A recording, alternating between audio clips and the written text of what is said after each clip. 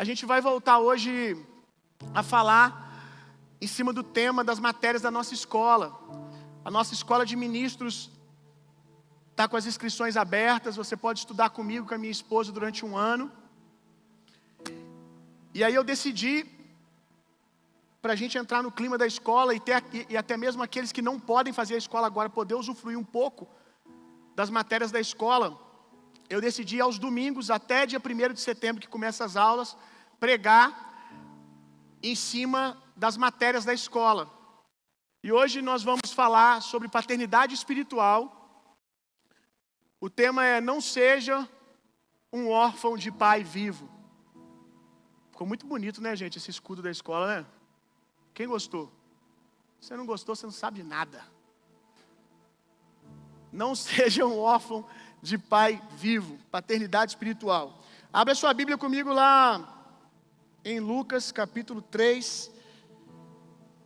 Esse tema, paternidade espiritual, é um tema extremamente importante.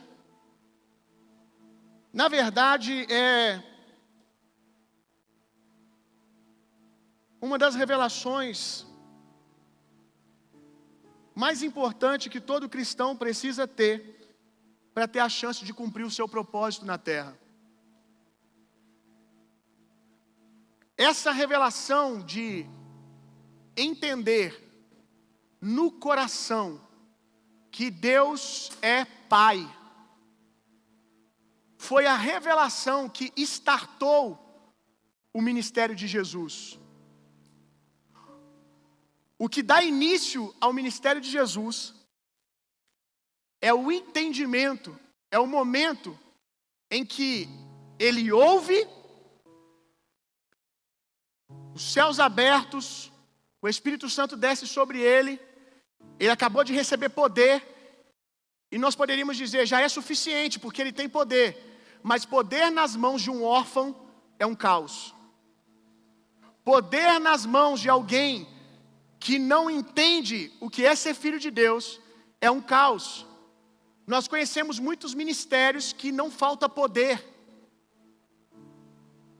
mas falta saúde espiritual, porque aquele que está na frente do ministério usa todo aquele poder para construir algo para si mesmo, usa todo aquele poder para trazer as pessoas para ele, para preencher as lacunas e os vazios da sua alma órfã. Faz tudo aquilo para ser alguma coisa.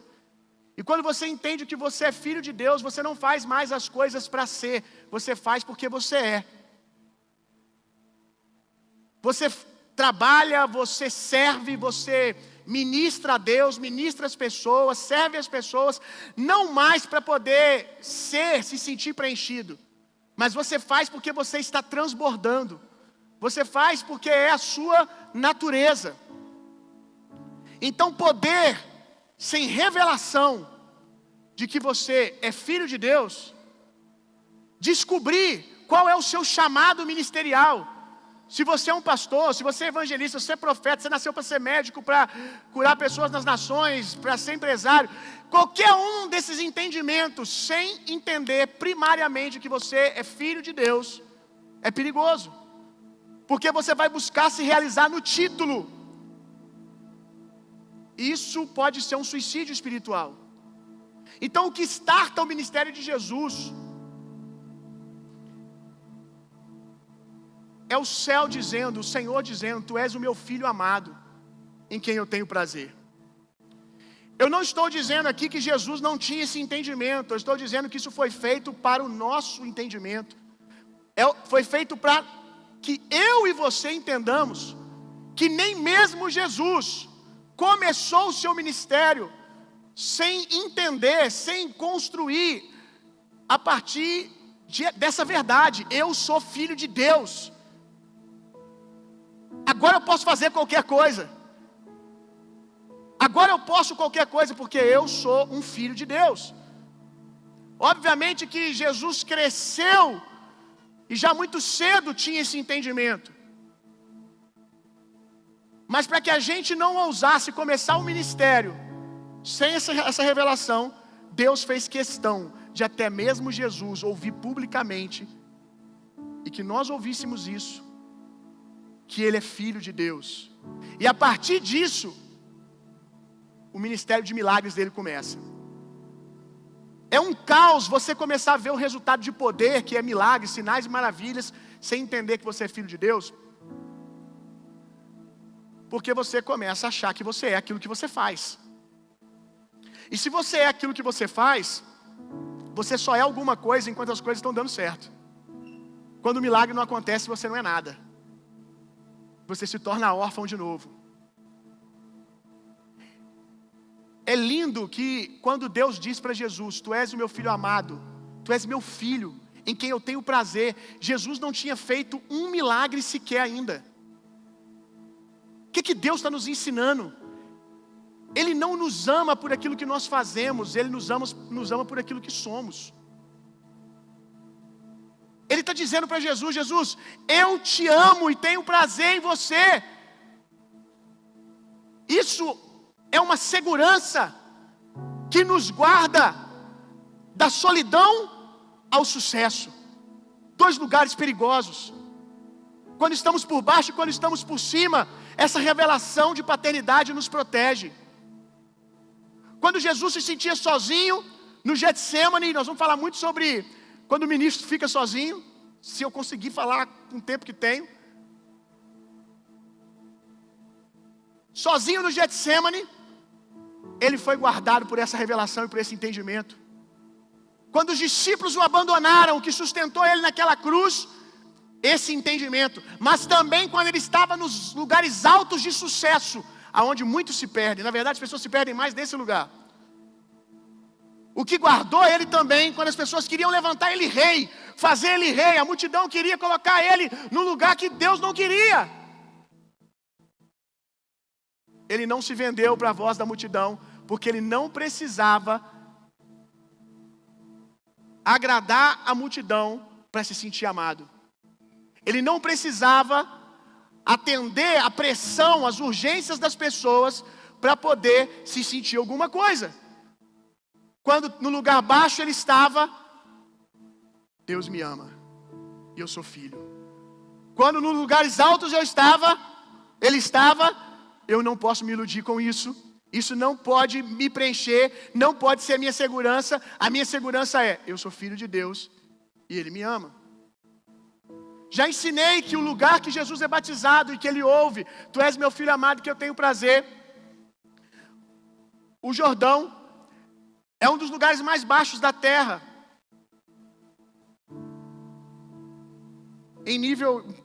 Com o nível do mar.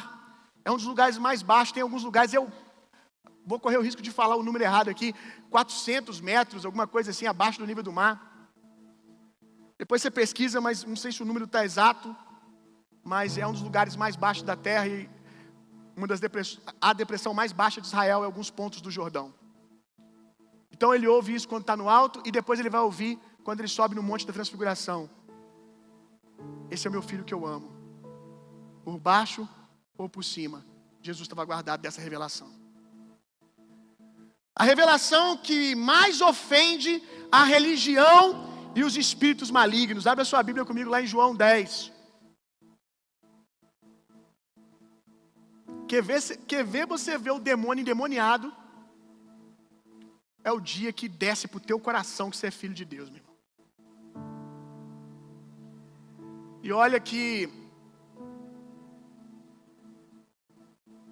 na maioria das vezes, isso não acontece no dia que você aceita Jesus. No dia que você aceita Jesus, de fato, espiritualmente falando, isso já é uma realidade. Mas nós nos tornamos órfãos e fomos por tanto tempo que a orfandade está na nossa mente. E aí depois de aceitar Jesus, a gente sai, passa um tempo, a gente começa a se ver agindo como um órfão ainda. Dentro da igreja. Às vezes usando o ministério, a religião, para nos preencher, o tapinha nas costas de alguém.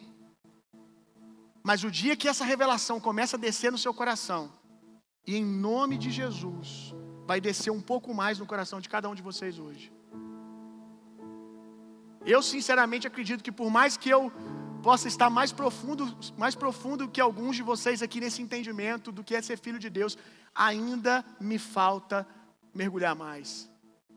E se tenho usufruído daquilo que tenho usufruído, com o entendimento que eu tenho, que eu acho raso, imagina indo mais profundo nessa revelação. Nesse entendimento, quando isso descer totalmente para o meu coração, eu sou filho de Deus. Aleluia. Filho de Deus. Quem é Deus? Começa a pensar, quem é Deus? O que Deus tem? Qual grande Deus é? Eu sou filho de Deus. Aleluia. João capítulo 10. Eu sei que até aqui muitos de vocês já me ouviram falar isso. É só uma introdução, uma base por aquilo que eu quero realmente falar.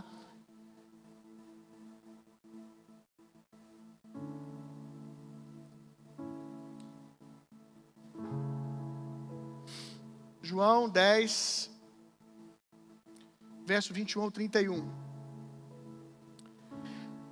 Meu Pai, que as deu a mim, e maior do que todos, ninguém é capaz de arrancá-las da mão de meu Pai. Eu e o Pai somos um. O que ele disse? Eu e o Pai. E por isso o quê? Por aquilo que ele acabou de dizer. João capítulo 10, verso 31. Verso 30 agora. Eu e o Pai somos um. E por isso o quê? Por aquilo que ele acabou de dizer. Uma vez mais, os judeus pegaram pedras para apedrejá-lo. Os religiosos da época ficaram indignados quando Jesus disse o quê? Eu sou filho. Isso vai acontecer em outros momentos. Ainda que hoje, na igreja evangélica num todo, não aqui, em outros lugares, ninguém vai brigar com você por você dizer que você é filho de Deus.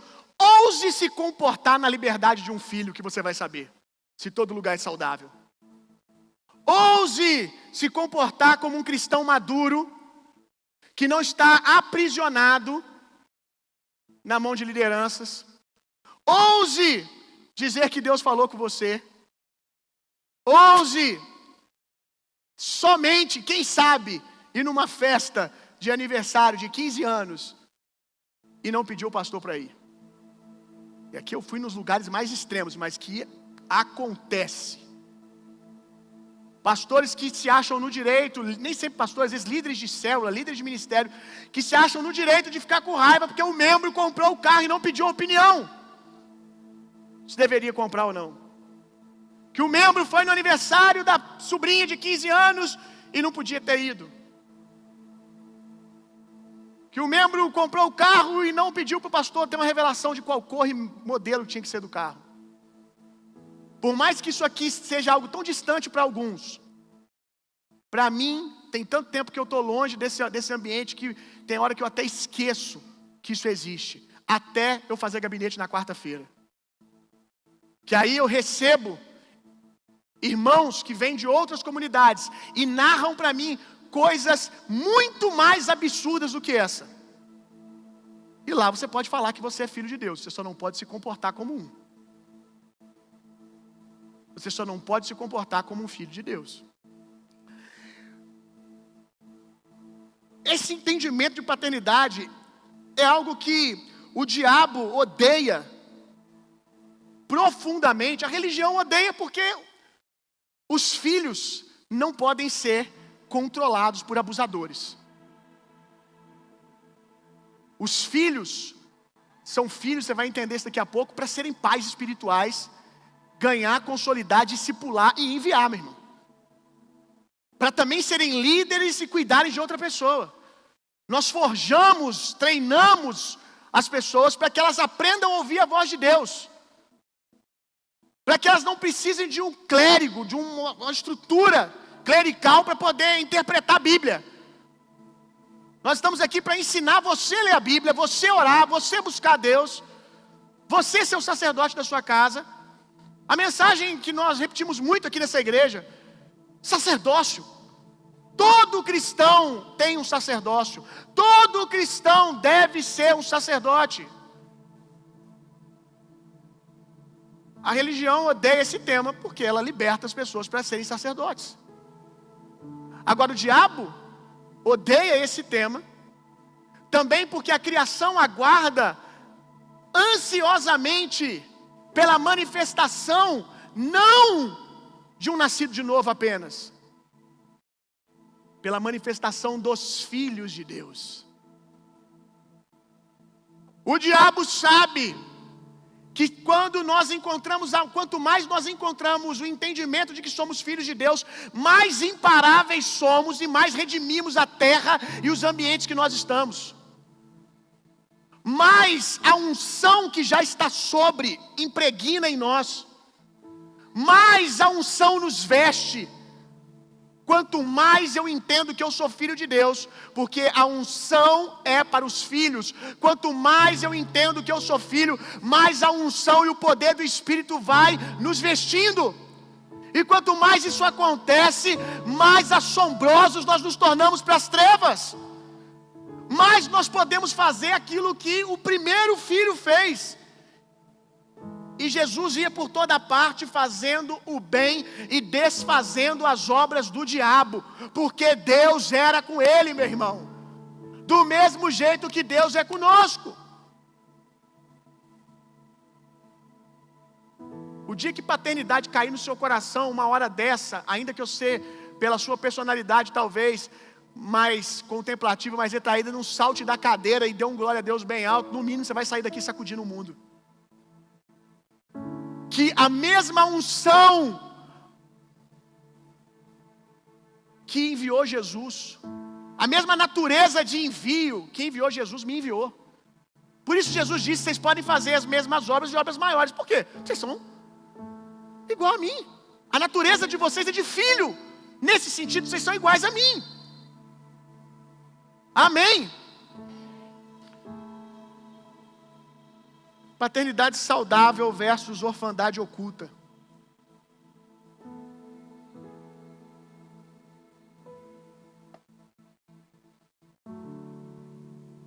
Paternidade espiritual, exercida através de homens de Deus, é algo extremamente bíblico e saudável. Paternidade humana, agora falando do seu pai natural, você que é pai, é o caminho saudável para a gente entender, ou deveria ser, a paternidade de Deus. Pais deveriam ser tutores dos seus filhos, os guardando, os preservando e os apontando para a paternidade de Deus, até que o Senhor se revele a eles. Alguns dias atrás, semanas, eu estava tendo a honra de batizar o Ryan, filho do Wesley. E quando eu estava ali conversando com ele antes do batismo, além de outras coisas que eu disse para ele, como os pastores dessa casa não são apenas os pastores dessa casa, são amigos do seu pai, seu amigo também.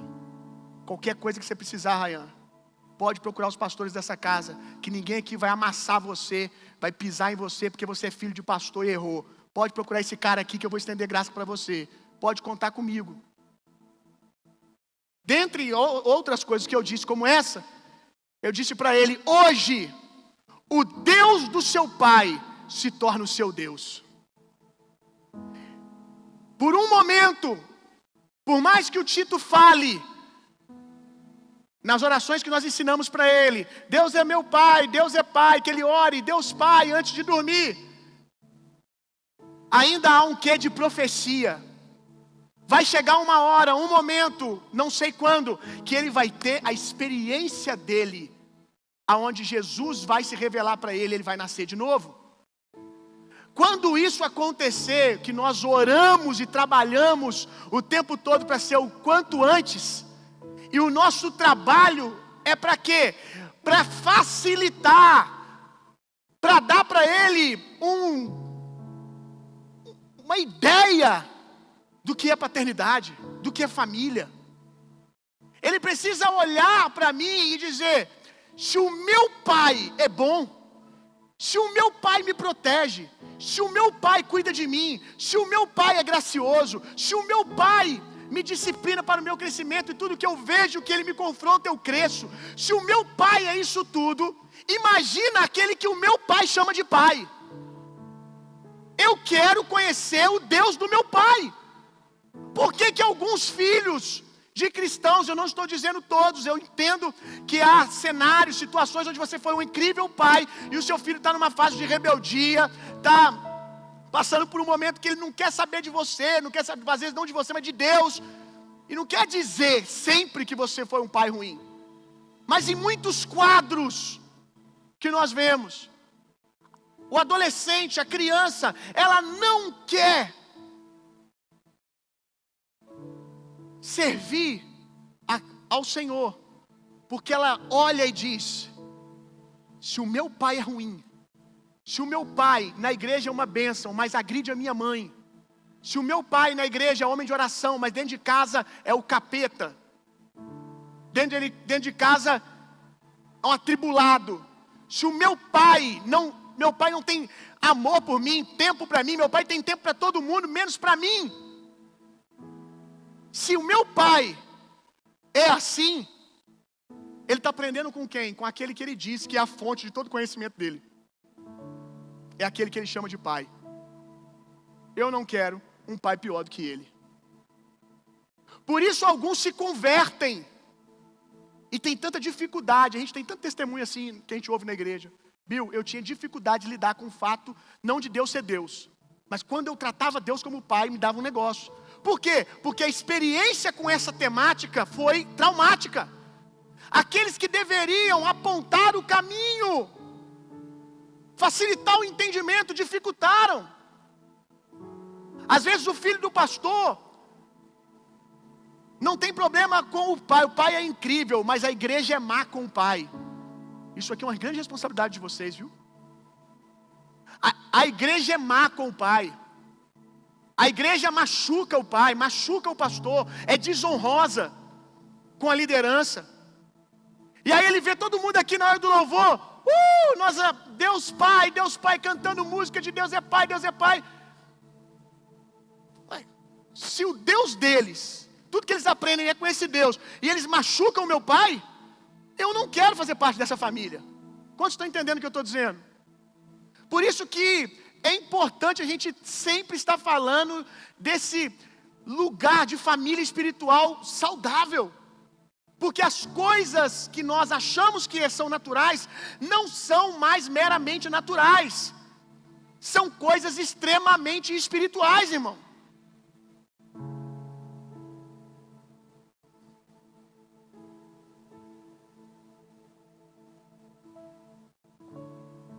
Então, pais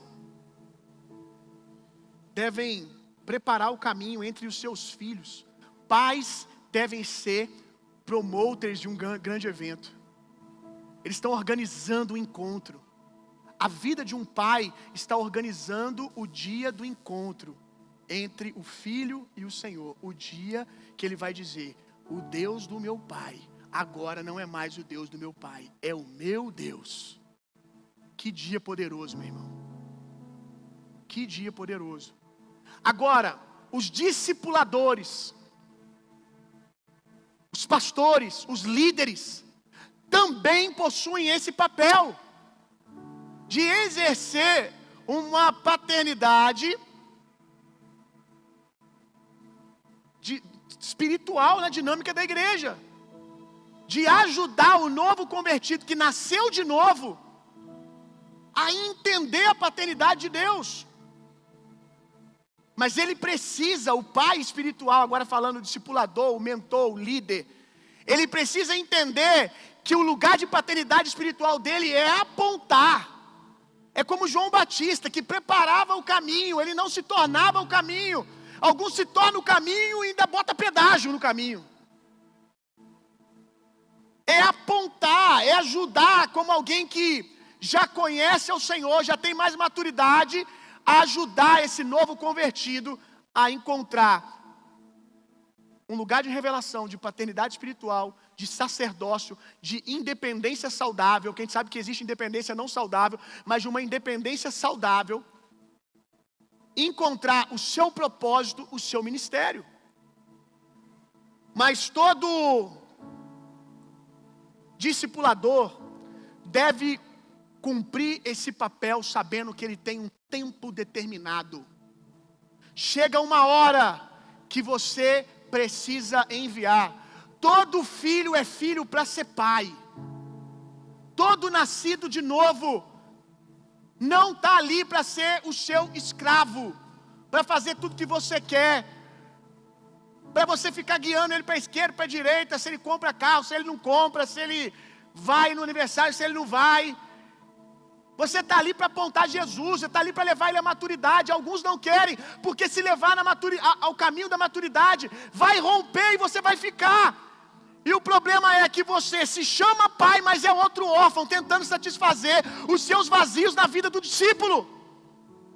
Você chama ele de filho espiritual, mas é dois órfãos. É um órfão mais tempo na rua cuidando do outro. E se você for ver ajuntamentos de órfãos na rua, você vai ver isso. Qual é o órfão debaixo de uma ponte que assume a liderança? O órfão mais velho. O órfão com mais tempo de rua. O órfão mais velho é aquele que vai assumir a liderança do bando. Mas isso não faz dele um pai.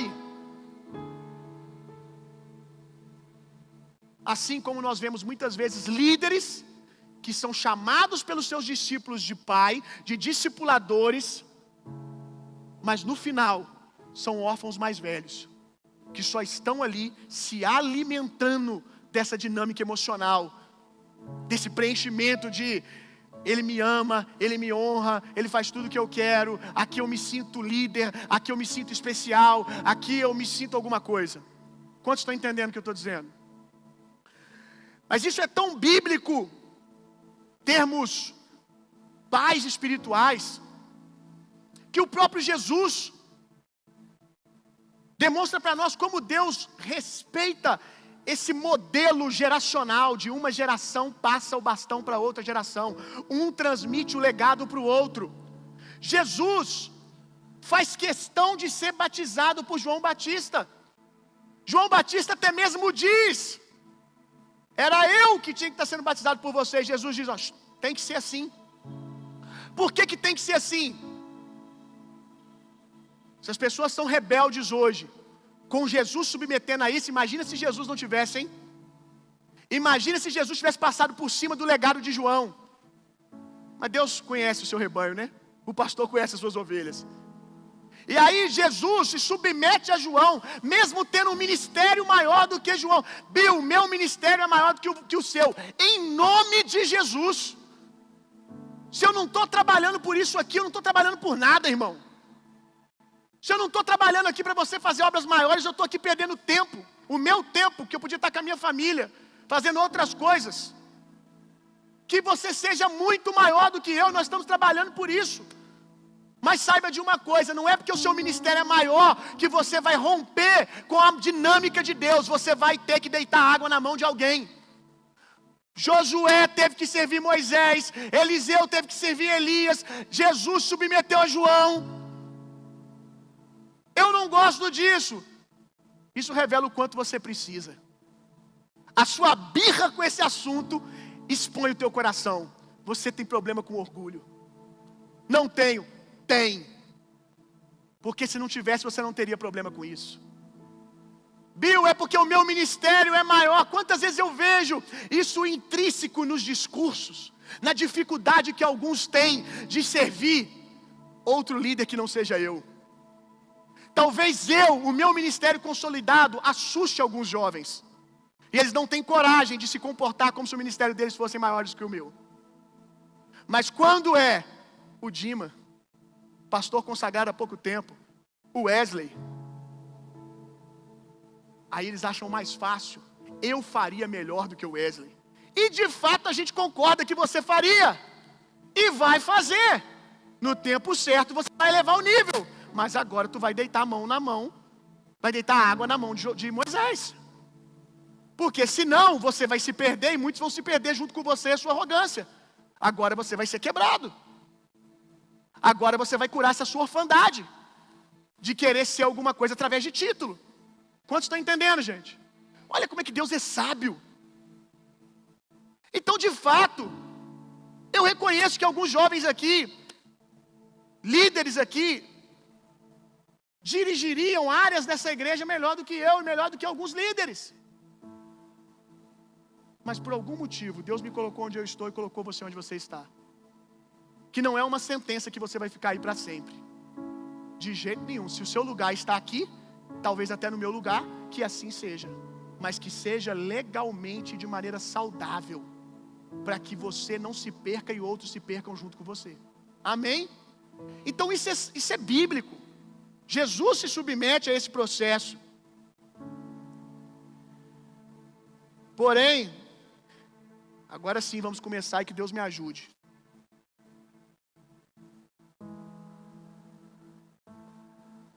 Estou começando a pensar se eu tinha que ter falado do dízimo daquele jeito. 2 momentos duros. Espero que vocês sobrevivam. Porém, entretanto, paternidade espiritual, agora falando de nós aqui, não falando da paternidade de Deus, desse lugar onde o discipulador está ali na sua frente, ou na mesa com você, te ensinando o caminho do Senhor. Paternidade espiritual com expectativas meramente emocionais é um ambiente perfeito para gerar filhos órfãos e um ambiente perfeito para formar abusadores religiosos. Eu vejo que muita gente está confundindo paternidade espiritual com uma mistura. Eu ia falar assim que era com o cara tem que ser o meu pai que eu não tive. Deus, se assim quiser, pode usar alguém para preencher esse lugar, mas geralmente Ele te cura de maneira poderosa e te diz: você é filho, agora vai. Mas e o que aconteceu? Estou te curando agora. Estou te curando agora. Nem sempre Deus precisa trazer alguém para ser um pai no sentido emocional, de te pegar no colo, até mesmo porque é estranho quando você não é mais um adolescente. A gente faz isso muito bem aqui com os adolescentes, agora com a classe. Os adolescentes, eu já falei com o Caio, é inevitável, porque eu fui um pai para você, e até no sentido não só espiritual, essa figura que ele não teve de pai, ele viu isso em mim, mas dava tempo, dava para me mimar ele, porque ele tinha 15 anos. E ele vai fazer isso para os adolescentes da igreja. Agora, quando é alguém barbado, como Deus agora vai suprir coisas que tinham que ter lhe sido dadas quando você era criança? Eu estou cansado de ver adulto barbado, casado, homem ou mulher. Me entristece mais quando eu vejo um homem fazendo isso. Adulto barbado, querendo encontrar num líder alguém que supra as carências de que você não recebeu quando era criança. Deixa eu dizer uma coisa para você. Eu queria muito que você tivesse recebido. Eu entendo quanto isso te fez falta. Mas eu preciso dizer para você, se você tivesse recebido, ia chegar uma fase da sua vida que o seu pai, se ele for normal da cabeça, ele ia parar de fazer do mesmo jeito. E se você já chegou na fase adulta, tem coisas que você quer, mas você não precisa mais. Você não precisa mais que alguém chegue e fale assim: vem cá, meu filho espiritual, deixa eu te dar um abraço bem forte, um beijo. Meu Deus, irmão, você é um homem. Você não precisa mais disso. O que você precisa é o que você está recebendo. É a palavra de Deus destravando você. É a revelação que você é um filho de Deus. Você está confundindo, você está pedindo a Deus uma babá. E o problema é que ela vem com um pacote bonitinho de babá, mas dentro é um abusador espiritual que vai controlar a sua vida.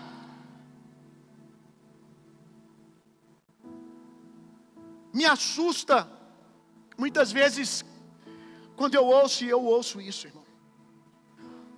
Mulheres dizerem para mim ou para outros líderes que o marido está decepcionado comigo porque eu não sou carinhoso e não abraço às vezes. Eu faço ideia o que é para a esposa ouvir um trem desse. Meu marido quer trocar de igreja e muitas vezes levar a família para um lugar onde o pastor dá beijinho. Eu não tenho nada contra dar beijinho, não. Tem uns pastores aqui na nossa igreja que são mais... É o perfil deles. Muito bom, glória a Deus. Tem uns que dão beijo no meu cangote.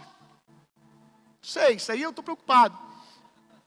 Wesley, Eric. Mas estou aí, estou levando. Tem problema, isso é perfil. Mas isso aí não muda a vida espiritual de ninguém, meu irmão. Porque muitos de vocês vieram de lugares que, como esses homens não tinham autoridade espiritual e muito menos autoridade bíblica, lançavam mão dessas coisas para manipular você e a sua família. É você mesmo que testificava isso. E aí pega a família inteira e vai para um lugar desse. Quando vai para outro lugar saudável, glória a Deus, aleluia. Tem outras igrejas muito saudáveis Juiz de Fora como a nossa. Amém. Quando vai para um lugar que eu sei que o cabra sabe que o lugar é doente, mas ele sabe também, e eu sei que lá ele vai ter cargo, lá ele vai ter título, lá ele vai ter tapinha nas costas, lá ele vai ter um pastor que liga para ele todos os dias perguntando como é que ele está. Mesmo sabendo qual é a conta que se paga, o problema é que leva a família inteira para pagar isso. Deixa eu dizer uma coisa para você. O problema não é só seu. O problema é quando você transiciona o seu filho adolescente para crescer num lugar desse. Olha como a orfandade é perigosa.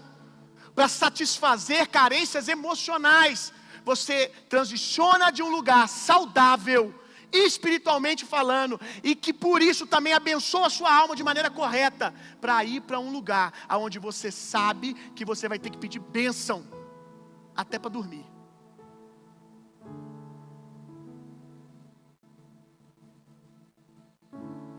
Ainda está me amando?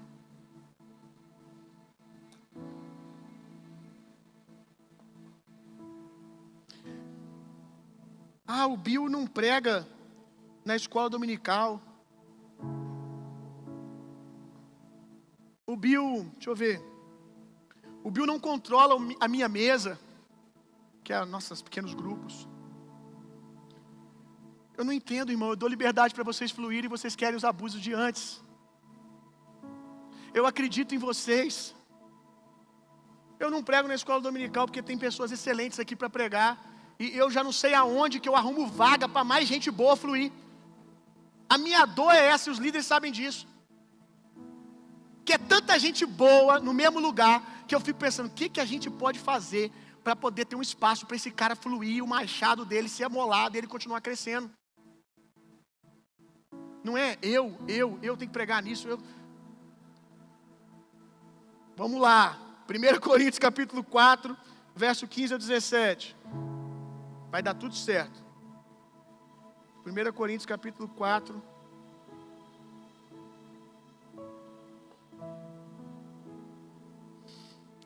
Vamos entender paternidade de um discipulador, de um pastor, e ser filho espiritual de um discipulador, de um líder, de maneira saudável. 1 Coríntios capítulo 4, verso 15 e 17.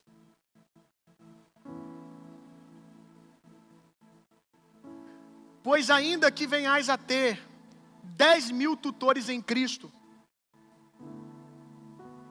não tereis, entretanto, muitos pais. Porque em Cristo Jesus, eu mesmo os gerei por intermédio do Evangelho. Sendo assim, suplico-vos que sejam meus imitadores. Por esse motivo vos estou enviando Timóteo, meu filho amado e fiel no Senhor, o qual vos trará a lembrança, o modo como vivo em Cristo Jesus, em conformidade com o que ensino por toda parte, em todas as igrejas. O que a gente aprende nesse texto aqui? Primeira coisa, que você pode ter mais de um pai espiritual, mais de uma referência de paternidade espiritual. Porém, não serão muitos, mas pode ser mais de um. Quero dar um exemplo para vocês aqui. Por quanto tempo eu estive com alguns pais espirituais que eu tive? Quantos foram? Não vou falar todos aqui. Eu já devo ter tido, né? Porque eu ainda os tenho ainda, ninguém morreu ainda, glória a Deus, aleluia. 5 homens, pelo menos, que foram essa figura de paternidade espiritual que me encontrei com eles para que eles me apontassem para o meu destino, me liberassem para o meu ministério, para o meu propósito, me apontassem para o Senhor. Vou falar de 3 aqui. Meu pastor da minha igreja que eu me converti, pastor Osman, fiquei com ele 3 anos só. Depois fui para o seminário, nunca mais a gente se sentou junto na mesa, e ele ainda é um pai espiritual para mim, e sempre vai ser. 3 anos eu caminhei com ele. Roberto Braga, que era o cara que era líder de mesa, de grupo pequeno. Era um líder de grupo pequeno da minha igreja, foi um pai espiritual para mim, e é até hoje, embora não convivo mais com ele. Ficamos também juntos uns 3 anos. Leandro Barreto, me encontrei com ele pessoalmente umas 5 vezes, talvez um pouco mais. Todas essas vezes, 2, 3 dias juntos só. Hoje nem no Brasil ele mora mais. E sabe o que é interessante? Eu ouvi isso da boca dele. O Leandro chegou para mim e falou assim: Bill, antes dele ir embora para os Estados Unidos, quando eu fui lá despedir dele, os líderes aqui da igreja, os pastores aqui da igreja, ministros aqui da igreja, quando vão lá na sua igreja, voltam com um testemunho. Como o Bill se parece com você. Como a gente olha para o Bill, o jeito dele resolver as coisas, o jeito dele pensar a igreja. Tem o seu DNA, Leandro. Aí ele disse para mim: Bill, é unânime aqui. Eles dizem, o Bill é talvez aquele cara que menos passou tempo com você, dos seus discípulos. E é o que nós vemos que mais se parece com você. Não tem a ver com a quantidade de tempo que você fica com a pessoa. Não tem a ver com estar na mesma esfera geográfica o tempo todo. Tem a ver com você ser uma esponja espiritual para receber o que só um pai espiritual pode dar para você.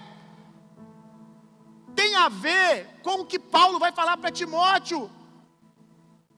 Por que ele é o meu filho legítimo? Porque ele carrega o meu DNA, porque ele carrega a minha natureza. Poucas vezes me sentei com o Leandro, mas as poucas vezes eu estava ali, recebendo do Senhor. Sem essa coisa de tipo, mas eu lembro que muitas vezes eu fui lá, e aí às vezes a gente ia para tomar café, não dava tempo de tomar café, a gente só encontrava antes do culto, nunca dormi na casa dele, ele nunca dormiu na minha.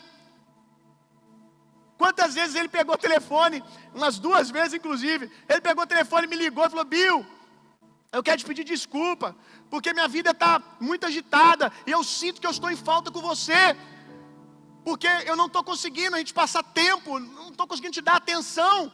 Eu disse: Lê, eu não quero isso. Se o Senhor assim quiser, amém. Mas o que você tem que me dar, você está me dando. Olha a palavra que você me deu numa conferência, como é que ela mudou minha vida inteira. Olha o que você fez por mim. Você foi a manifestação corpórea por alguns segundos de Deus na minha vida, me liberando para o meu propósito. Eu não te honro por aquilo que você acha que deveria fazer por mim. Eu te honro por aquilo que o Senhor fez através da sua vida, e ponto. E vou te honrar até o último dia da minha vida. Se eu vou tomar café na sua casa, eu não sei. Talvez eu nunca tomei para proteger o meu coração. Talvez, eu não sei, não é muito a minha característica, mas talvez eu fosse o tornar alguém comum. Talvez.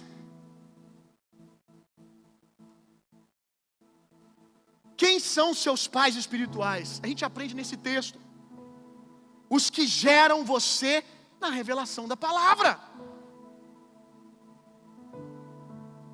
É isso que o texto está dizendo. Quem é o seu pai espiritual? Aqueles que geram você na revelação da palavra.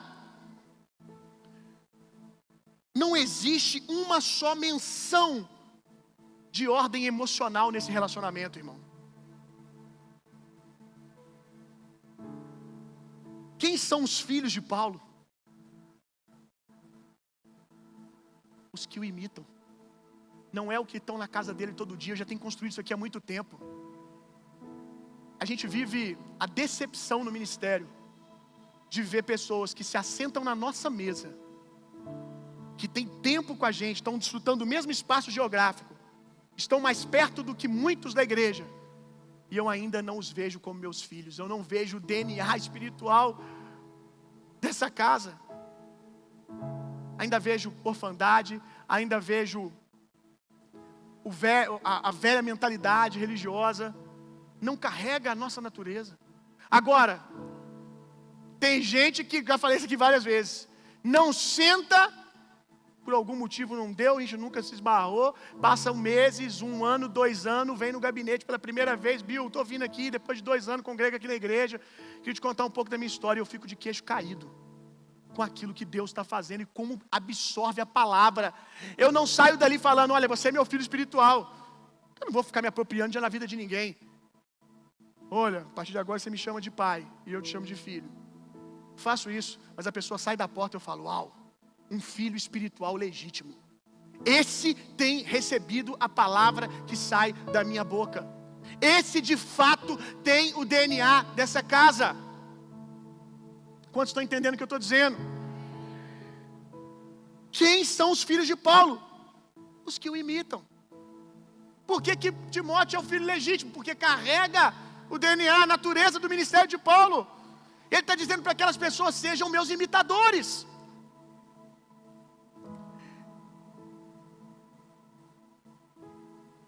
Alguns podem dizer que não se sentem discipulados ou não sentem que tem uma paternidade espiritual nessa casa, porque não passam tempo comigo ou com algum líder. E eu quero te perguntar, quantos WhatsApp por dia Paulo trocava com Timóteo? Quantos boa noite, como foi o seu dia, Paulo ouviu de Timóteo? Já parou para pensar nisso? É duro o que eu vou te falar, porque eu estou desfazendo o seu mundinho colorido que você desenhou. Mas eu estou aqui para libertar você, meu irmão. Deixa eu dizer uma coisa para você. Paulo e Timóteo conversavam por cartas. Eram anos sem se encontrar. Às vezes 1 ano para ter uma carta nas mãos. E isso não mudou em nada o relacionamento de filho espiritual de Timóteo com o apóstolo Paulo. Por quê? Porque Timóteo recebia aquilo como palavra de Deus. Timóteo estava construindo um relacionamento espiritual. Eu amo dar bom dia. Se eu pudesse, eu dava para todo mundo. E aí, se eu fizer do jeito que pode, que é disparo de lista de transmissão, não foi só para mim. Ser humano é assim, gente. Nós somos assim. Se eu faço uma lista de transmissão, não me senti especial, porque não foi só para mim. Agora me diga como que eu acordo de manhã e mando mensagem para 800 pessoas.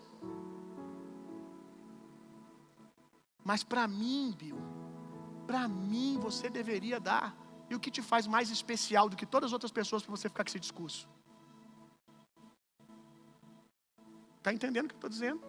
Como é que isso revela uma carência emocional órfã? O meu bom dia, por melhor que seja, quando eu lembro, eu mando para um, tem dia que eu fico só no WhatsApp. Mas esqueci de responder fulano. Tem gente que está acostumado comigo assim, do nada. 2 meses depois, do nada, eu, aparecer. É a hora que eu lembro, é tanta gente. Mas aquele bom dia, e aí como você está, estou orando por você, pode te abençoar em algum nível, mas jamais à altura da palavra que eu prego aqui todo domingo.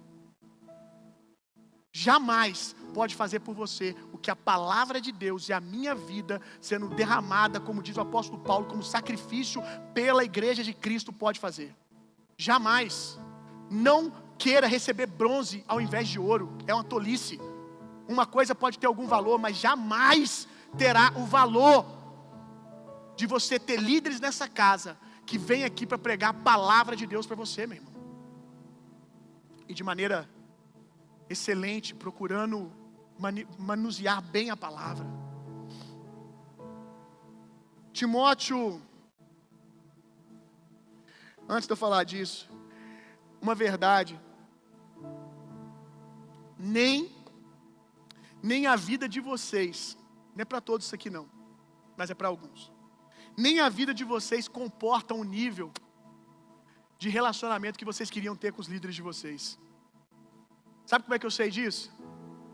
Eu tenho os líderes de mesa aqui da igreja, os líderes de ministério, e de propósito, eles vão saber que eu de fato faço isso.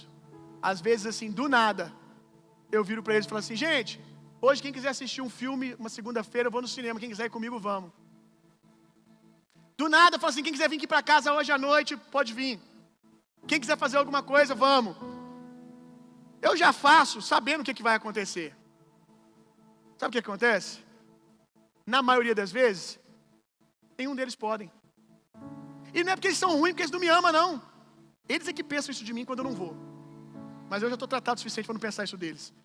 É só a vida acontecendo. Eles são adultos. Eu chamei de manhã, aquele dia eu já estou com a cabeça cansada, eu não quero. E sabe por que eu chamo? Para você entender que nem tudo é culpa do Bill e do seu líder. É só a vida adulta acontecendo, meu irmão. É só a vida adulta acontecendo. Por que que fulano estava na casa do Bill e, sei lá, tomou café com o Bill na padaria? Bill chamou ele. Às vezes não, às vezes a gente só encontrou, bateu o horário, comemos, tomamos um café. Só a vida acontecendo. Desarma, irmão. Timóteo, filho amado e legítimo. Quanto tempo ele passava junto com Paulo para Paulo falar isso, irmãos? Falavam-se por cartas, anualmente. E mesmo assim, filho amado, filho legítimo. Parem de ler a Bíblia de maneira romântica, irmãos. Como eu disse, aquela hora que eu estava desfazendo o mundinho colorido de vocês. Parem de ler a Bíblia de forma tão romântica. Vocês estão com 40 anos nas costas e estão com aquela ideia dos batutinhas, amigos inseparáveis na cabeça até hoje. Nossa, isso aqui foi forte, hein?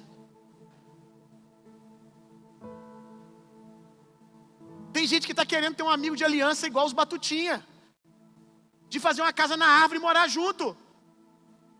Ei, irmão! Não cabe mais. Mas eu, pastor, eu não rompo porque eu não tenho um amigo. Um dia eu vou falar aqui sobre amizade para vocês. Que vocês tenham uma ideia de amizade, que eu vou te falar. Alguns de vocês aqui, coitado do dia que alguém assumiu o lugar de ser seu amigo. Porque vocês têm uma ideia abusadora de amizade que é assustador. É um negócio assim, sanguessuga. Tem uma ideia de amizade que é o cara largar a esposa dele para ficar contigo. Mas eu não vou falar sobre isso hoje. Eu não rompo porque eu não tenho aquele relacionamento de Paulo e Timóteo. Tu não aguentava nem o primeiro round, irmão. Olha o que eu estou desenhando para você aqui. O cara passa por você. Com adolescente, Paulo e Timóteo era um adolescente. Te chama para o ministério. E detalhe, um ministério que é para morrer. Para ser perseguido. Fica com você ali. Geralmente Paulo ficava 2 a 3 anos no lugar, treinando, 2, 3 anos. Depois ele fala assim para esse adolescente que se tornou um jovem: vai e cuida da igreja agora. Cuida dos meus B.O. E vai embora. E não pergunta para você como é que você está de manhã. Não pergunta para você: Bill, mas se tivesse o WhatsApp naquela época. Esse Paulo, meu irmão, com o auge da igreja acontecendo, vai parar para todo dia para te dar bom dia. Você já parou para fazer um mapeamento do caráter de Paulo? Talvez Barnabé, irmão. Talvez Barnabé. Agora Paulo. E é por isso, Bill, que eu não tenho, se minha vida não rompe, porque eu não tenho um discipulador como Paulo e Timóteo. Não, tu vai ter, vou mandar carta para tu de 3 em 3 anos. Vamos ver se agora a vida vai romper. Vou pregar para você só daqui a 2 anos, tá? Acorda! Acorda, irmão!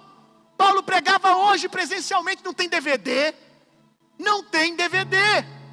Não tem vídeo no YouTube, assiste minha pregação aí. Paulo pregava hoje, daqui a 5, 6 anos que eles iam se esbarrar em algum lugar, e Paulo e Timóteo ouve Paulo de novo, Timóteo ouve Paulo de novo. E Paulo, tão distante, ainda diz: meu filho fiel e legítimo. Uau! É esse tipo de filho espiritual que nós precisamos ser para essa casa e principalmente para o Senhor. Uau, meu irmão!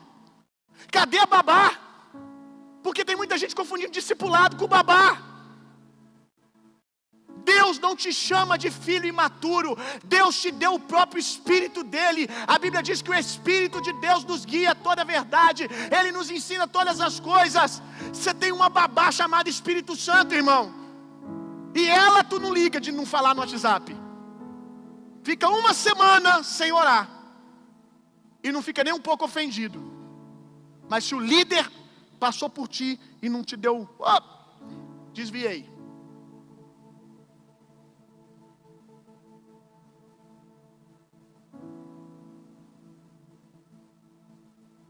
Até pais, irmão, naturalmente falando, criam seus filhos para a vida adulta. Até pais criam seus filhos para enviarem seus filhos.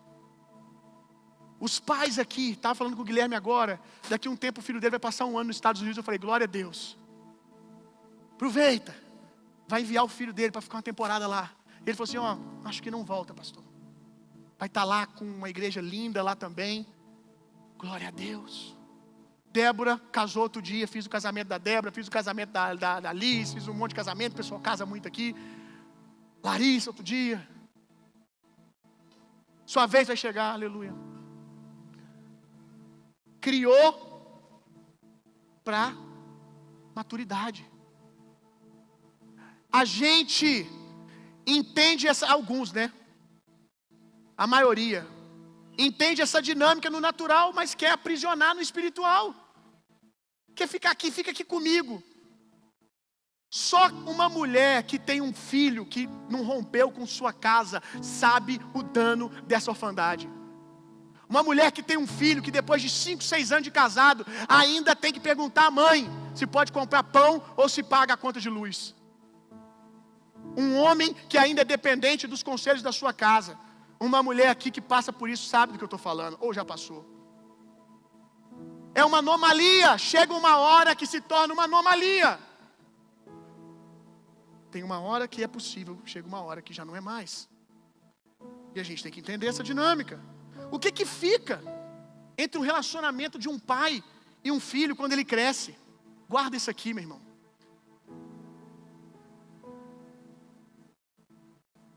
Fica o carinho, a honra e os princípios aprendidos e replicados.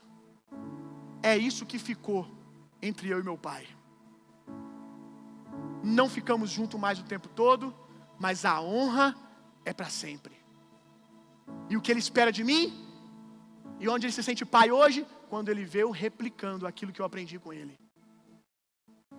Não moro mais dentro da casa dele, não temos mais o mesmo tempo a mesma realidade geográfica que a gente desfrutava junto, mas hoje cheguei na igreja aqui, ele estava na portaria da igreja ali trabalhando, eu dentro do carro: benção, pai. É o respeito que eu cuido e trato todos os meus líderes até hoje. A honra que eu devo a eles.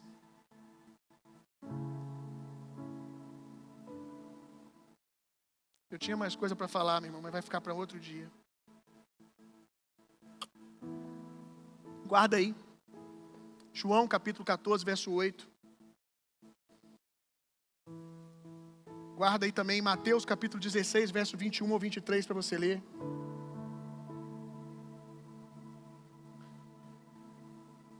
Em Em João 14, você vai ver o quanto os discípulos andando com Jesus ainda continuavam com postura de orfandade. Mostra-nos o Pai. Jesus ficou indignado. Como assim mostra-nos o Pai? No outro texto, nós vemos a orfandade de Pedro, quando Jesus diz assim: vou morrer, vou para a cruz, vamos nos distanciar, vou cumprir o meu propósito agora é longe. O que é que Pedro fala? Faz isso não, Jesus. O que é que Jesus diz para ele? Para trás de mim, Satanás. Ei, Pedro, você cogita coisas de homens e não de Deus. Tem muita coisa que as pessoas estão achando que é carinho na vida da igreja, mas isso é coisa de homem e não coisa de Deus. Esse apego que o líder não pode ir, que o líder não pode distanciar por uma estação, que é isso, irmão? Olha o que Jesus está fazendo na sua vida. Chegou a hora de você ser o pai de alguém. Talvez é porque chegou a hora de você ser líder, como disse Paulo, a essa altura já deviam de ser mestres. Talvez é porque chegou a sua vez de cuidar de alguém. Amém? Eu quero ler uma carta aberta que eu escrevi. Eu perguntei a Natália o que ela achou. Ela falou: amor, tá meio pesado. Eu falei: então eu vou ler então.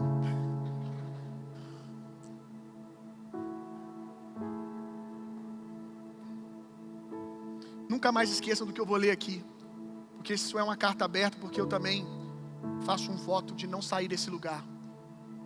Não importa o quanto alguns me pressionem para sair. Geramos até aqui uma igreja que impulsiona vocês a serem sacerdotes e pais espirituais para outros. Sou muito tentado pelo diabo e por vocês todos os dias para ser o pai abusador que a alma de alguns de vocês deseja. As cobranças de vocês escondem uma proposta. Se você for o que eu quero, se me der tudo o que eu preciso, você terá tudo de mim, tudo que eu tenho. Se eu fosse o tipo de pastor que vocês desejam, não me faltava nada. Teríamos dizimistas fiéis, não ao Senhor, mas a mim. E eu não teria falta de nada, tudo aqui seria sobre mim. Os carros, as casas ofertadas, tudo seria para mim. Mas eu não quero viver essa doença, não estou aqui para ser o pai de órfãos doentes, estou aqui para libertá-los, para serem filhos de Deus maduros e poderosos, que são uma resposta para a criação e não uma pergunta constante: onde está Deus? Mostra-nos o Pai. Sou um pai espiritual de uma família de muitos pais, aleluia. Sou sacerdote de uma comunidade que revela Jesus em cada pedaço do corpo. O óleo começa na cabeça, mas se o sacerdócio for saudável, ele correrá por todo o corpo. Creio em uma igreja que revela o Pai em cada cantinho dela. Você não precisa estar comigo para ver Jesus nesse lugar. O corpo de Jesus vai além de mim. Abra seus olhos, tire ele apenas de mim e veja Jesus nesse lugar. Hoje dou a vocês o que querem. Me esforço para suprir todas as carências emocionais de vocês. Tento ser onipresente, onisciente, onipotente. E amanhã estamos todos doentes, reunidos, cultuando nossas feridas e frustrações. Prefiro morrer desonrado por homens sem um filho espiritual do meu lado, mesmo tendo gerado milhares para o Senhor, que morrer cercado de órfãos chorões, que nada poderão fazer porque acabaram de perder sua babá. Não somos um orfanato, não somos uma creche, somos um exército de filhos de Deus, a família mais poderosa da terra, a igreja. Amém! Aleluia!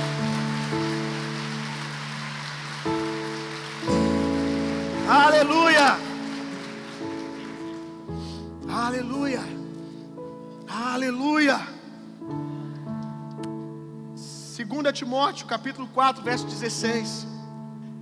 Essa carta, eu gostaria que os líderes dessa igreja fizessem a mesma declaração no coração de vocês, para que vocês não adoeçam enquanto nós conduzimos esse povo. 2 Timóteo 4, 6. Vamos ler 3 declarações rápidas de Paulo para Timóteo. Na minha primeira defesa, ninguém se fez presente para me ajudar. Pelo contrário, todos me desampararam. Contudo, que isso não lhe seja imputado em juízo. Todavia, aleluia, o Senhor permaneceu ao meu lado e me abençoou com forças para que por meu intermédio a mensagem fosse plenamente proclamada.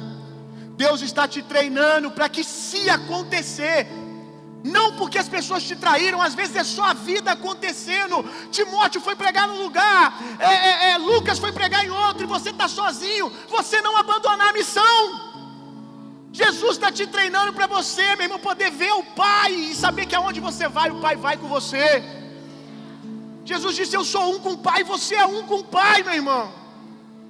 Jamais estará sozinho, disse o Senhor. Aleluia. Você tem um Espírito dentro de você que diz: Abba, Pai. O Espírito de Deus está aí dentro dizendo: você é filho, você é filho, você é filho. Às vezes a gente aqui fora está reforçando isso como pais espirituais, mas chega uma hora que tem que precisar a gente parar de falar. Por quê? Meu irmão, eu não sou onipresente. Eu não vou estar lá na sua casa quando o pau torar. Eu não vou estar talvez num dia mau, não porque eu não quero. Talvez a gente esteja em estados diferentes. E o que você vai fazer se você não aprendeu a ouvir a voz do Pai dentro de você? Meu Deus, irmão. A gente está aqui por um tempo para te lembrar, mas para você aprender a ouvir a voz que está dentro. Aleluia. 2 Timóteo 4,10.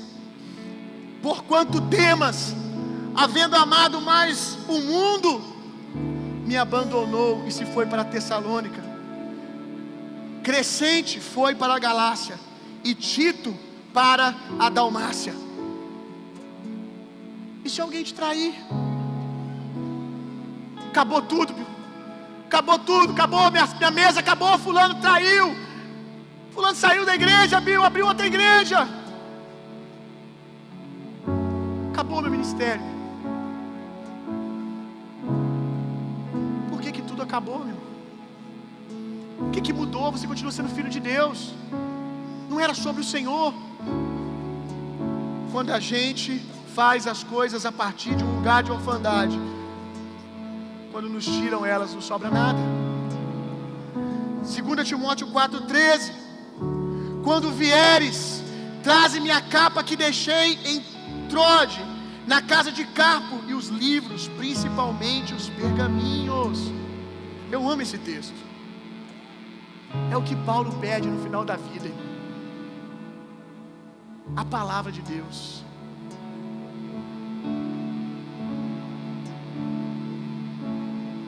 Quando a gente lê esses textos, a gente descobre que alguns, como Demas, abandonam por traição.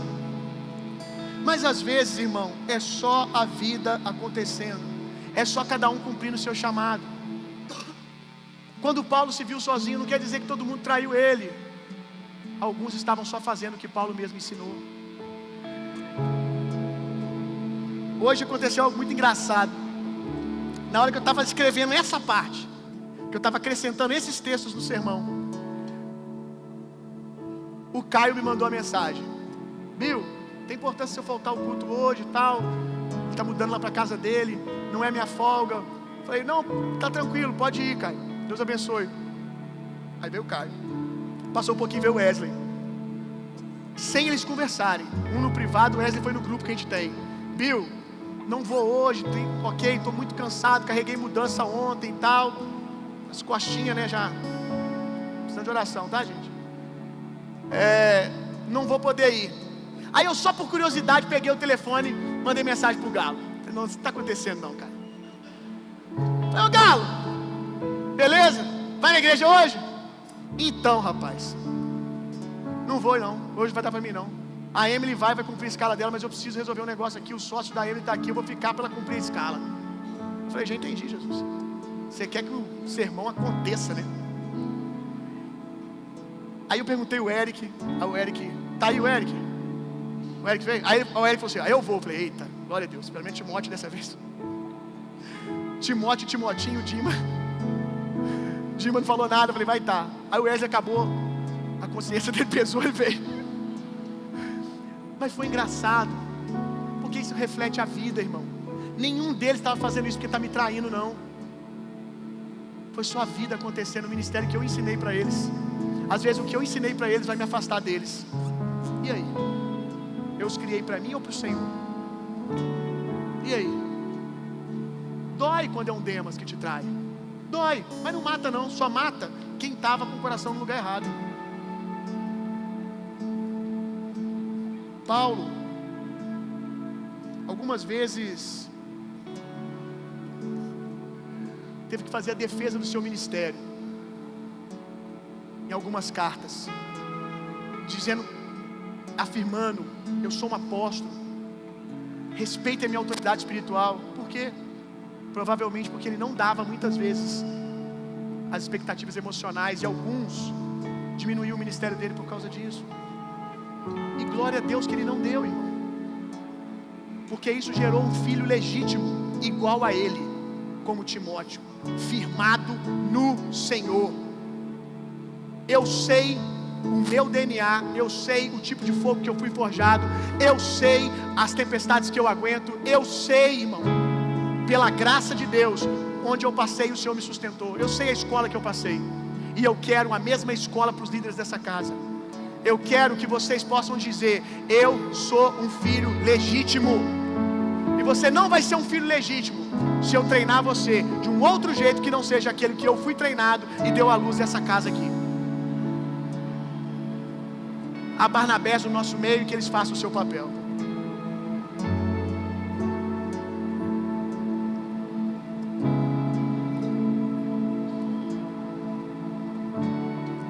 Um dia você pode abrir os seus olhos e descobrir, isso aqui é muito sério, principalmente para líderes. Um dia você pode abrir os seus olhos, espiritualmente falando, acordar para a vida e descobrir que tudo que você buscava satisfação no rebanho, na igreja, líderes, estava dentro da sua casa. Líderes que se frustram porque o liderado não perguntou como é que você estava, não mandou uma mensagem, saber como é que foi o seu dia. Acontece mesmo. A gente cuida de um monte de gente, mas tem hora que todo mundo esquece da gente. Às vezes é falta de caráter, não. Às vezes sim, às vezes não. Às vezes é só a vida acontecendo. Passou por um dia difícil também. Eu prefiro guardar meu coração dessa maneira. Agora, líderes que estão perdendo o seu ministério, que estão adoecendo na alma, porque o liderado, o discípulo não me liga, não manda mensagem. Não, eu faltei o culto, viu, na terça-feira, e aí o meu discípulo não me perguntou como é que eu estava. Meu discípulo decidiu fazer um negócio diferente do que eu ensinei.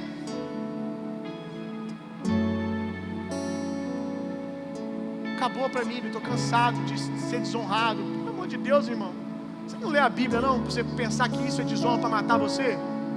Olha a autoridade que você está dando para coisas tão pequenas. Nós somos filhos legítimos de Paulo, irmão. Amém? O que nos gerou, meu irmão, foi esse ministério aqui. Essa palavra que nós recebemos, irmão. Essa palavra. Os homens dessa casa, pelo amor de Deus, meu irmão, ergue essa cabeça. Deixa para as mazelas de fulano me cumprimentou, a irmã lá virou a cara para mim. Deixa para as irmãs, que geralmente não são elas. Mas assim, vamos ser reto e direto. Deixa para ser frágil quem Deus disse que era para ser frágil. Você, pelo amor de Deus, se levanta, joga a arca no ombro e carrega, meu irmão. A arca é carregada nos ombros dos sacerdotes, que a gente aguenta. Agora os caras carregando a arca, solta a arca e fala: ai, tô mal, tô triste, porque o outro irmão do ministério não perguntou como é que eu estava. Pelo amor de Deus, meu irmão, você está largando a arca, a glória, o propósito por causa disso. Vamos despertar homens dessa casa. Eu estou segurando uma... Você achou que foi duro, hoje você não sabe o que eu estou guardando dentro de mim para os homens dessa casa. Eu acho que a mulher de vocês, ou elas estão orando para esse dia não chegar, ou elas estão orando porque vai perder metade, que vai morrer uma metade. Pelo amor de Deus, gente, vocês são homens, têm filhos. Seus filhos estão olhando para você, trancado dentro do quarto, chateado. Você falar na frente da sua mulher, do seu filho, que você está chateado por causa de coisa de nível de alma da igreja. O que seu filho está vendo, irmão? Que tipo de homem que você está gerando? Ou que tipo de mulher insegura, que vê masculinidade dessa maneira tão frágil? Por que você está chorando, pai? O Bill não me cumprimentou. O Eric não mandou mensagem perguntando como é que eu estava. Você tem que imaginar esse discurso acontecendo para você ver como é que é tolo as coisas que a sua alma está pedindo. Como que é infantil. Vamos despertar, meus irmãos. Vamos despertar. Abre os seus olhos para ver. O que você quer está dentro da sua casa, irmão. Sua filha, seu filho perguntou como é que você está. Sua mulher se importa com você. E você está buscando ser suprido em igreja, e na sua célula, no seu pequeno grupo, na sua mesa, no amigo de ministério. Se o amigo de ministério perguntou como é que você estava, parabéns para ele, glória a Deus, que legal que hoje ele foi atencioso, lembrou de você. Irmão, dá honra a quem tem honra, ensino sobre honra nessa casa, cobramos aqui que vocês se movam em honra, mas deixa eu dizer uma coisa para você, não troque essas coisas por aquilo que você tem em casa, irmão. A sua mulher está lá querendo carinho, seu filho querendo carinho, e você mal, porque as pessoas que você lidera não está respondendo, não sei em que nível. Vamos lá, meu irmão. Sua esposa quer saber como é que você está, sua esposa quer orar por você, suas filhas se importam com você, e eu vou te contar algo que vai te escandalizar. Vai chegar em momentos que nem a sua esposa e o seu esposo vão te entender. Quantas vezes a Natália é uma grande mulher de Deus? Pensa numa mulher de Deus, é a Natália. Mas tem momentos que eu saio de uma conversa com ela, ou passo um dia onde eu penso em conversar com ela sobre o assunto e falo, não, Senhor. Ou depois de uma conversa ela não entendeu. E sabe o que eu digo? Eu escrevi aqui exatamente como eu digo. Quantas vezes eu vou para o Senhor e falo, Jesus, no final é sobre eu e você mesmo. No final é nós. Diga aí, diga assim, no final, Jesus, é nós. Eu não estou pregando aqui a ineficácia da igreja, da congregação. Eu só estou dizendo que a igreja não é onipresente. Eu só estou dizendo que você tem um Deus onipresente, você tem um Deus onisciente, onipotente, que às vezes eu que falhei, eu tentei falar para a Natália e não consegui colocar em palavras o que eu estava sentindo, para que ela pudesse se compadecer de mim, para que ela pudesse sentir a minha dor. Eu não, ainda mais eu que sou péssimo nisso, eu não consegui botar em palavras, e ela não entendeu porque eu me comuniquei mal. O outro amigo não entendeu às vezes porque você não conseguiu transmitir, ou porque ele também não conseguiu acompanhar o raciocínio. Não sei, irmão. Eu sei que você tem um Deus onisciente, que sabe de todas as coisas, que pode te compreender de maneira profunda. Fecha a porta do teu quarto, invoca o nome do Senhor, que você vai ver que nesse dia é que as melhores canções são compostas, nesse dia as maiores revelações vêm à luz, nesse dia é que a glória de Deus se manifesta. É no vale, meu irmão. Às vezes a vida vai te conduzindo para um jardim de encontro, por pior que pareça o quadro, Deus chama aquilo de jardim de encontro, para poder tocar você e te enviar para um nível de mais maturidade, para mostrar para você quem é Ele na sua vida. Às vezes algum líder aqui fala, Bill, por que você não me conta como é que você está? Às vezes eu conto coisa que dá, mas tem coisa que não adianta eu contar. Tem coisa que eu não sei nem definir, explicar em palavras o peso, a dor que eu sinto às vezes, como você também. Mas eu tenho o Senhor, irmão. Eu cheguei até aqui porque eu tenho um lugar na mesa do conselho, eu tenho um lugar na mesa de Deus. Não foram os conselhos de homens que me trouxeram aqui. Às vezes sim, mas outras vezes eu tive que ouvir de Deus, irmão. Vamos lá, irmão.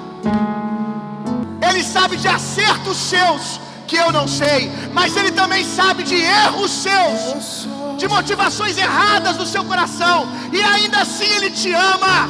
Será que se eu conhecesse você plenamente, eu conseguiria dar a você o amor de Deus? Eu não sei, espero que sim, mas eu sei que Deus conhece você profundamente e te ama. Ah, Jesus, isso tem que cair como revelação. Aleluia! Uma igreja livre, morta para a opinião dos homens. Aleluia! Aleluia! Aleluia! Mulheres cheias do Espírito, homens cheios do Espírito, jovens cheios do Espírito. Sou totalmente teu. Aleluia! Aleluia! Fui encontrado pelo teu amor, pelo teu amor, e eu sou.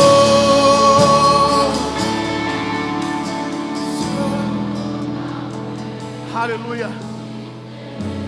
Seja livre agora, em nome de Jesus. Seja livre agora de todo o cabresto que a religião colocou em você.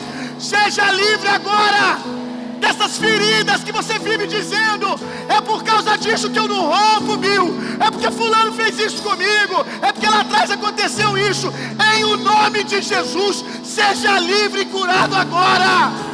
Seja livre. Eu não lidero, eu não assumo responsabilidade, porque eu me feri. Em nome de Jesus, seja livre agora.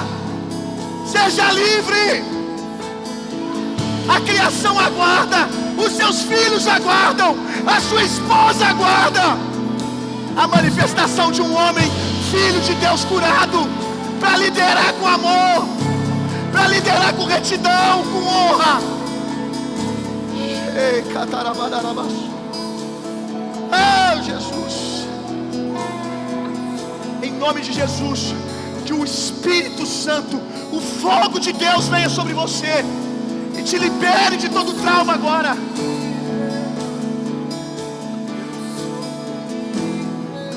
Se você foi ferido, se você foi esquecido por um Eli, se você foi ferido, se você foi esquecido por um Jessé, hoje Samuel, hoje Davi, Deus está liberando você, em nome de Jesus, em nome de Jesus. Talvez eu vou ser um pai espiritual para você ser liberado hoje, e nunca mais eu faça algo muito grande por você. Mas hoje eu oro para que no nome de Jesus eu seja um Samuel libertando Davi. Em nome de Jesus, seja livre de toda orfandade, Davi. Vem para a mesa, sente-se à mesa, Davi. Você foi escolhido, você foi escolhida.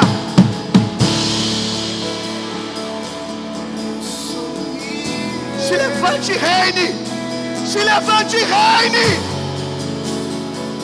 Quando eu era menino, eu falava como menino, mas agora eu sou homem, eu sou uma mulher cheia do Espírito, e eu falo como uma mulher cheia do Espírito, eu falo como um homem cheio do Espírito.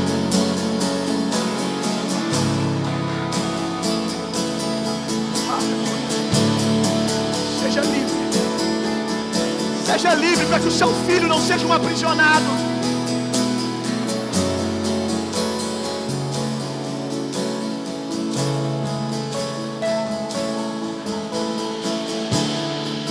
Seja um homem reto, seja um líder reto, para que os adolescentes dessa casa, que não encontram nos seus lares, encontrem homens aqui para se espelhar.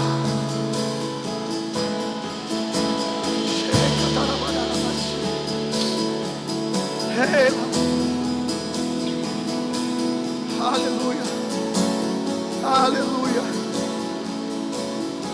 Obrigado, Jesus. Obrigado, Jesus. Obrigado, Jesus. Aleluia. Aleluia. Aleluia.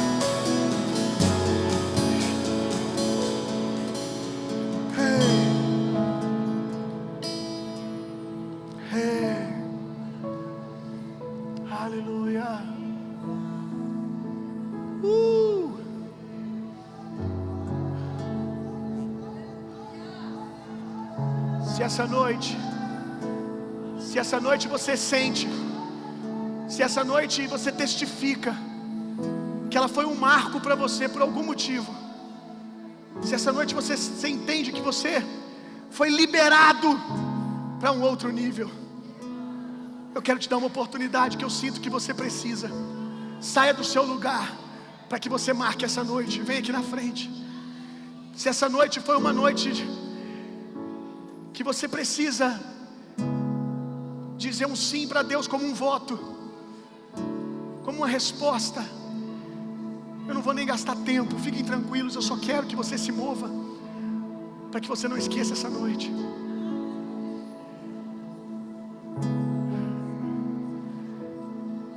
Deus já viu o sim do seu coração, mas você precisava ver de maneira mais clara. Por isso você está se movendo, para você ver que o amor de Deus, que a graça de Jesus, o consolo, o poder e a personalidade do Espírito Santo sejam em vocês e através de vocês hoje e sempre.